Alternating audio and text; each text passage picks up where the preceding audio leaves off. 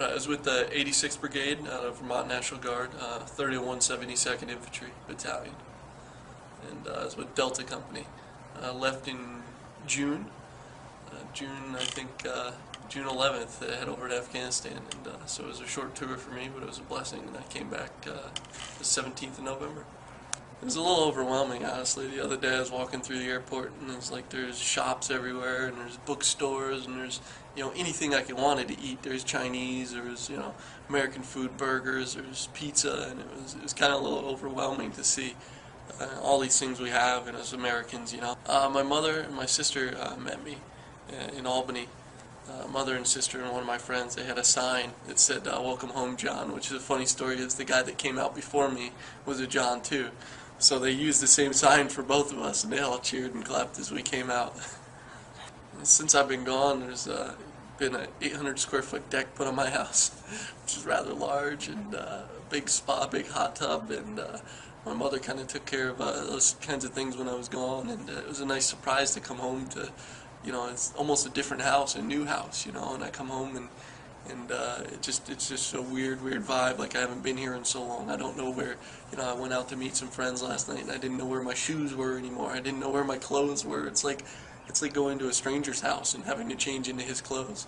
I also haven't wore civilian clothes in over 6 months, so it was a little strange, you know, what do I put on? How do I dress in this wardrobe? You know, is this how you wear it? Like, it was just weird. You know, I haven't taken really the time to think about bobsledding yet. You know, my mind was occupied over there in Afghanistan. There was, you know, things that needed to happen over there, and my attention needed to be on that. So I haven't put a minute of thought into bobsledding, even though I'm back in Lake Placid right now.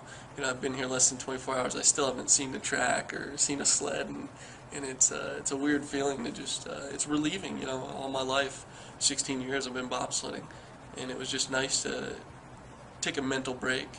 Okay, you know, I get to relax and not think about sliding for 6 months even. You know, that's enough break, I think, to where now when I do get back into the sport and start thinking about it, I think it's going to be really refreshing, and I'm going to be really goal-oriented and driven to succeed in the sport, because it's, one, I realize the opportunity I have now and the blessing that, you know, the sport has been in my life. Very appreciative of America and all we have and the freedoms, and you know, that the Army's been allowing me to bobsled over the past few years. So I think it's going to be really refreshing to get back into a sled, and I think nothing but positive is going to come out of it. I want to use what I've learned overseas, what I've been through, to grow as a person. You know, you can take tough times and suffering, and you can produce wisdom by, you know, enduring those times and just learning from them, instead of just, you know, a lot of people suffer in their suffering. You know, they're depressed to be depressed. It's like, and I don't choose to do that. I choose to take the suffering and the tough times and take them as positive. And that's what Afghanistan was, and it's going to be a positive experience, and that's going to reflect in my leadership abilities, I think, in that I can bring more perspectives to the team and to the U.S., you know, bobsled team as a whole, and just my team as USA 2. I can bring, you know, a lot of perspective and knowledge and wisdom to that team, and hopefully I can lead those guys onto humble victories, you know, for our nation. Bobsledding now, so obviously my goal is to win medals. My goal is to be the best there is in the world, hands down. You know, I don't want to win a medal here or there. I want to be absolute best, and when I do that, I want to be a great champion too. I don't want to be, I don't want to win how anybody else wants me to win. I don't want to be their champion. I want to be my champion. I want to win and be humble and be, you know, a great competitor. I want to do it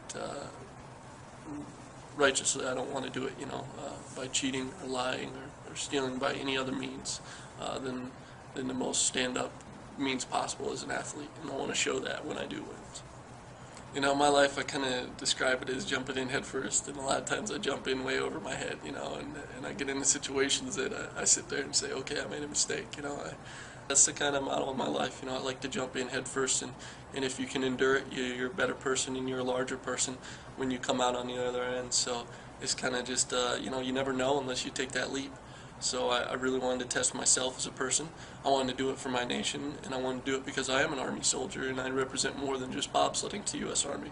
I represent a soldier that's deployed, an Afghan Operation Enduring Freedom veteran, and I represent the U.S. bobsled team as, Olympian, and that whole picture is an American. That's who I represent, and I'm just adding to that repertoire of what I represent now, and hopefully it'll make me a better person to represent our country.